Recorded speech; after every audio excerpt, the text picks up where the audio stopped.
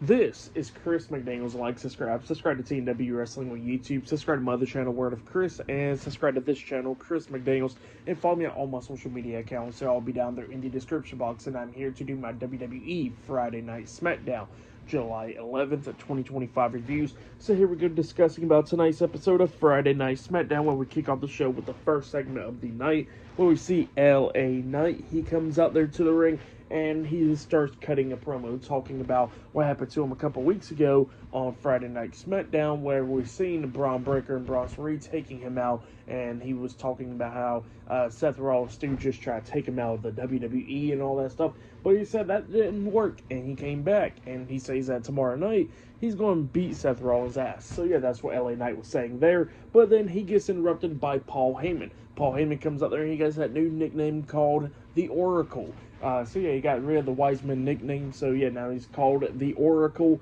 I don't know if I said it on Raw, but you know, he got it on Raw. But yeah, he comes out there and he was talking about how Seth Rollins is going to take LA Knight out tomorrow night at Saturday night's main event. That's what he was talking about there. He was talking about how he sees the future and everything, like Seth Rollins. So yeah, that's what Paul Heyman was talking about there. But then they get interrupted by the United States Champion, Solo Sikoa, JC Mateo, Tongaloa, and Talatonga, the MFT. They come out there to the at ringside pretty much, and Solo pretty much sends out a message to Paul Heyman. He tells him that he can leave this big ass out of the arena. If he does it, he's going to get powerbombed through the announce table like he did last year. And then Paul Heyman took those words wisely, and he leaves out through the crowd. And then he tells Solo Sikoa the same option. He says that he is the new United States Champion. He says that Jacob Fatu was the one that beat LA Knight at WrestleMania, and then he says that he was the one that beat Jacob Fatu. So yeah, that's what Solo was saying there, and he says that he'll give LA Knight the same option like he gave Paul Heyman. He says that he can leave out of the ring and all that stuff, or he could get beat down by the MFT. So yeah, that's what Solo Sikoa was saying there. And then LA Knight acted like he was going to leave out, but then he says, nah, he ain't going to leave out because the fans don't want him to leave out. And then Solo says, all right, well, we're going to send my MFT out there and get you then. And then we see Solo Sikoa, Talatonga, Tongaloa, and JC Mateo surrounding the ring. LA Knight was ready for a fight, but then we see a steel chair getting slid into the ring by Jimmy Uso. Jimmy Uso was at ringside. He pulls Tongaloa off the ring apron, super kicking him. He grabs the steel chair. He gets into the ring. We see JC Mateo try and get into the ring, but he got hit with the steel chair as well. And Solo Sikoa quickly got off the ring apron, same for Talatonga. And then Talatonga was trying to get into the ring, but then Solo pulls him off the apron, telling him, don't get in the ring. So yeah, that's what happened there. But then, after that, we see the SmackDown general manager, Nick Aldis. He comes out there and he makes a tag team match. He says that tonight on SmackDown, it will be LA Knight and Jimmy Uso versus Solo Sikoa and JC Mateo in the tag team match. So yeah, that's what he sets up there. But then after that, we see a backstage segment where we see Charlotte Flair, and then Alexa Bliss comes up, and Alexa Bliss wants her to be at ringside, but Charlotte Flair pretty much tells her, no, she ain't going to be at ringside. And then she says, we're not friends. And then Alexa Bliss was like, yeah, I know we're not friends and all that, but we got a tag team match tomorrow night, as Evolution, actually. And then she says that she needs her at ringside. So yeah, that's what she says there to make a statement.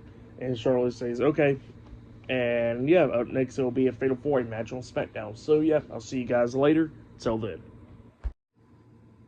So the next thing that happened on Friday Night SmackDown, we get to the first match of the night. It was Alexa Bliss with Charlotte Flair versus the NXT Women's North America Champion Sol Ruca with Zarya at ringside versus one half of the WWE Women's Tag Team Champions Roxanne Perez with Raquel Rodriguez at ringside, the Judgment Day versus Kairi Sane in a Fatal 4-Way match. So yeah, we get to this Fatal 4-Way match, and this match, it was a pretty good one. All four of these women was beating the hell out of each other, but then we started getting towards the ending of this match where we see Sol Ruca hitting a double soul snatcher onto Alexa Bliss and Roxanne Perez.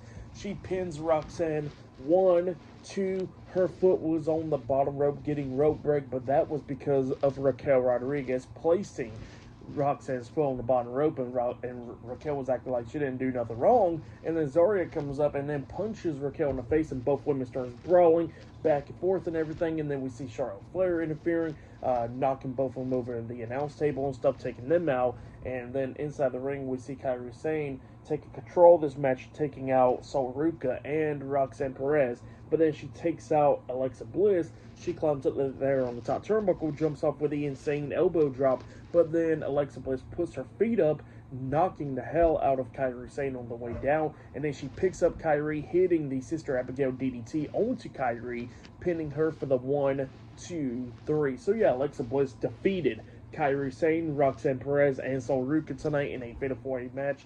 That's wiping there. Pretty good Fatal 4-Way match. For that match, I'll give it 3.5 stars. That's why I'll give it a pretty good match to kick off SmackDown right there. But yeah, that's wiping there. Great match. But yeah, there's still a lot more stuff to come later on tonight on SmackDown. We did see JellyRoll arriving to SmackDown, talking to Randy Orton at the start of the show. So yeah, JellyRoll's there on SmackDown, and later on tonight we're going to be seeing, or actually up next, we're going to be seeing the Street Profits defending the WWE Tag Team Championships up against the YS6 up next on SmackDown. So yeah, the tag team titles will be on the line up next, and later on tonight we're going to be seeing LA Knight and Jimmy Uso versus Solo Sikoa and JC Mateo in the main event, the tag team match. So yeah, I'll see you guys later. Till the next thing that happens on Friday Night SmackDown. See you guys later. Till then. So, the next thing to happen on Friday Night SmackDown, we get to the next match of the night. It was the WWE Tag Team Champions, Angelo Dawkins and Montez Ford, the Street Profits, versus Joe Gacy and Dexter Lumis with Uncle Howdy, Eric Rowan, and Nikki Cross at ringside the YS6 in a tag team match for the WWE Tag Team Championships. So yeah, we get to this match. In this match, it was a pretty damn good one. Both of these teams beating the hell out of each other. At one point, we actually see the Street Profits almost picking up the win, where we then see them hit the Super Blockbuster onto, I think it was Joe Gacy, and they got a 2 count out of that. So yeah, he kicked out, and then everything started going off and everything, where we see Eric Rowan interfering when he drags Montez Ford out of the ring with the referees distracted and all that stuff by the YS6. So yeah, while the referees distracted, we see Rowan pulling out Montez Ford, and then we see Angelo Dawkins taking out Eric Rowan, knocking him over the barricade in the timekeepers area, taking him out, going out with them. And then inside the ring, we see Montez Ford try to hit the frog splash, I think on the Dexter Lumis, but Lumis moves out of the way, and Montez hits the mat, and then that's when Joe Gacy comes in there, and they hit their tag team finish move onto Montez Ford, the suplex into a powerbomb neck breaker onto him, pinning him for the 1, 2, 3. So yeah, the YS6 defeated the Street Profits, and they are the new WWE Tag Team Champions. So yeah, the YS6 are now the new Tag Team Champions on SmackDown. So yeah, pretty good match. I really enjoyed it. For that match, I'll give it 3.5 stars. That's why I'll give it a great match between those two teams. But yeah, really good stuff. But then backstage, we see Fraxium and the Motor City Machine Guns talking, and then we see DIY coming up, calling them dumb and all that, how they should be focusing on what they said a couple weeks ago, and this would never happen, and all that, saying that's what he was going on about there. And then after that, we see Andrade and Rey Fenix talking about how they are now in the tag team division, how they are going after the tag team titles along with everyone else, and DIY and everybody else was not happy about that. So yeah, that's what happened there.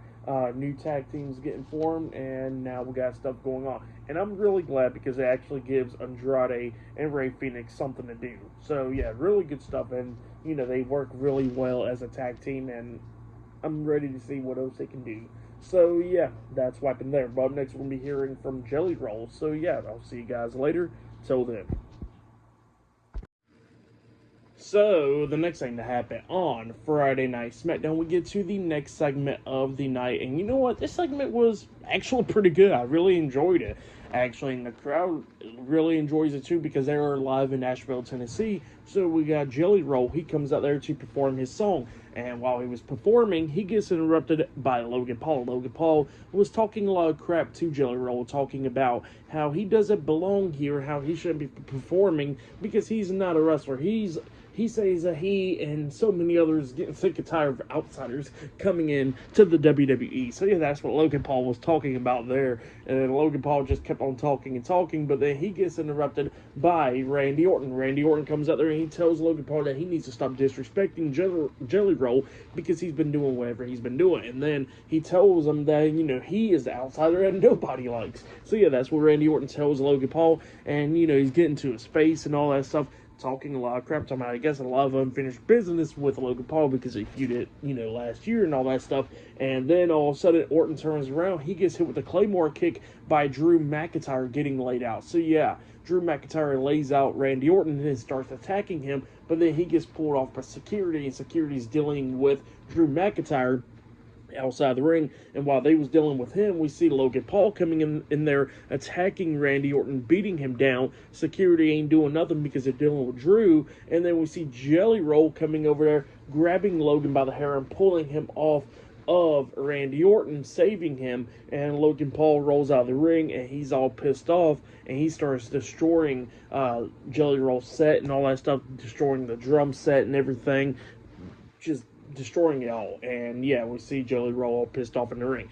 But yeah, I'm thinking what's going to happen now, because there was reports and stuff that JellyRoll is going to be getting in a ring soon, and it seems like he'll be getting in the ring at SummerSlam. And now I'm thinking that it's going to be a tag team match with JellyRoll and Randy Orton taking on Logan Paul and Drew McIntyre, which can be pretty interesting to see.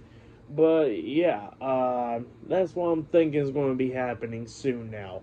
But yeah, pretty good segment right there on SmackDown. Really enjoyed it, and it looks like it's going to be possibly building into a one-on-one match with JellyRoll and Logan Paul, which I kind of doubt that would be the case, or a tag team match. So yeah, it's going to be pretty interesting to see.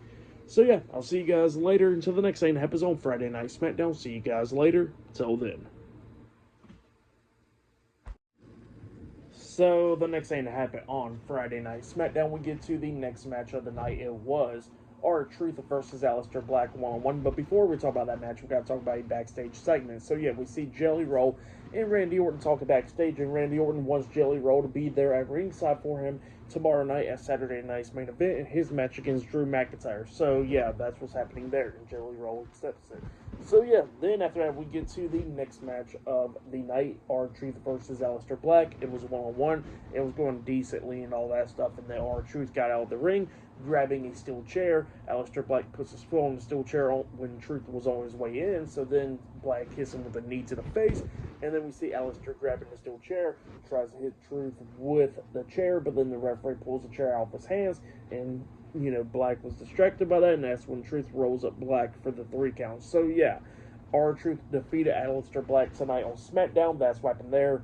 Decent little match right there. For that match, I'll give it 1 star. That's why I'll give it, but it kind of sucks that that's how Aleister Black loses right there, but that's what happened there. And Aleister Black wasn't too happy about that, and yeah, that's what happened there. But yeah, still more stuff to come later on tonight on SmackDown, a tag team match in the main event. But up next, we're going to be hearing from Tiffany Stratton and Trish Stratus up next on SmackDown. So yeah, I'll see you guys later. Till then.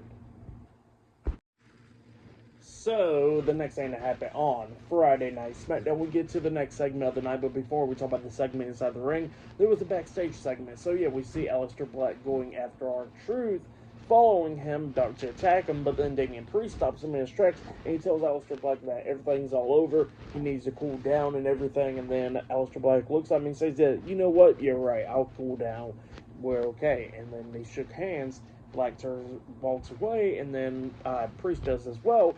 But then he screams out, Priest, one more thing, and then Priest turns around, he gets hit with a jumping knee to the face, and he starts getting beat down by Aleister Black, and then Black hits him with the black mask, laying Damian Priest out. So yeah, we're going into that rivalry with Damian Priest, Aleister Black right there, with Aleister Black laying out Damian Priest.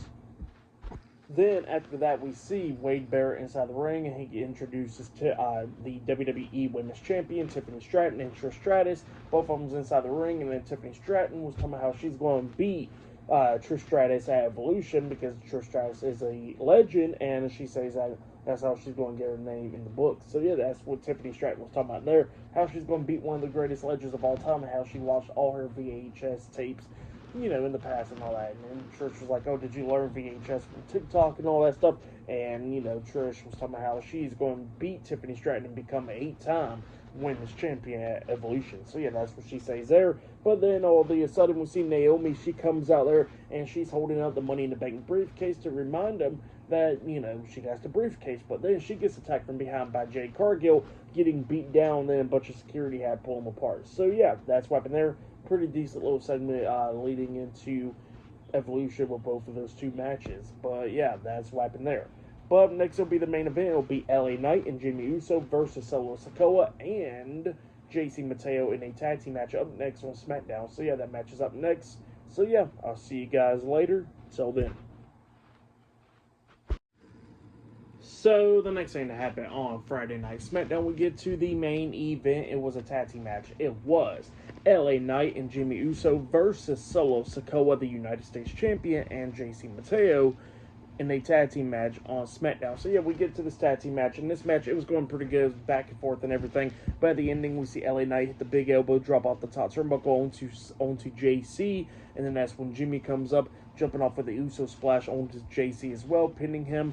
1, 2, Solo Sikoa breaks up the pin at the count of 2, and then Solo got tagged in. He hit the spinning Solo onto Jimmy, and then Jimmy's pin got broken up at the count of 2 by LA Knight. So yeah, that's what happened there. So yeah, it was just back and forth and everything. But then outside of the ring, we see LA Knight taking out Jason Mateo, and then Paul Heyman comes up. He's in the timekeeper's area. He got his phone on him, and it looks like he's talking on the phone. And the LA Knight turns around. He gets hit with a big boot by Talatonga, and then we see Tangaloa coming down there as well at ringside. And while all this stuff is going down, Solo is distracted. So then that means Jimmy Uso comes up, rolling up Solo for the 1, 2, 3, beating him. So yeah, Jimmy Uso and LA Knight defeated Solo Sikoa and JC Mateo tonight in a tag team match. And then after the match ended, we see Jimmy Uso getting chased by Talatonga, Tangaloa, and JC Mateo through the crowd. So that's what's going on there. Solo was not too happy with Paul Heyman. He's yelling at him, and then he turns around. He gets kicked in the stomach and gets hit with the BFT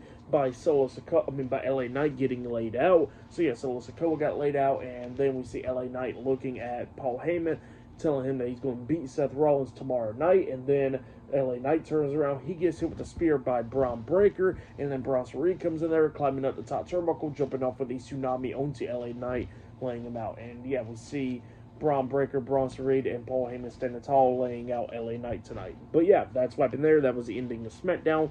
For that match, what happened after the match, I'll give it all 3.5 stars as well. I'll give it for match of the night. I gotta say, it was that Fatal 4 match from earlier. That match was pretty damn good, so I'll say that was match of the night. But yeah, for tonight's episode, Friday Night SmackDown, I'll give it 8.5 stars as well. I'll give it was a pretty decent episode. But yeah, that has been my Friday Night SmackDown, July 11th, 2025 reviews. Like, subscribe to TNW Wrestling on YouTube, subscribe to my other channel, Word of Chris, and subscribe to this channel, Chris McDaniels, and follow me on all my social media accounts. It'll all be down there in the description box, and I'll see you guys later for tomorrow night's AEW All In and NXT Great American Bash and Saturday night's main event reviews. See you guys later. Till then.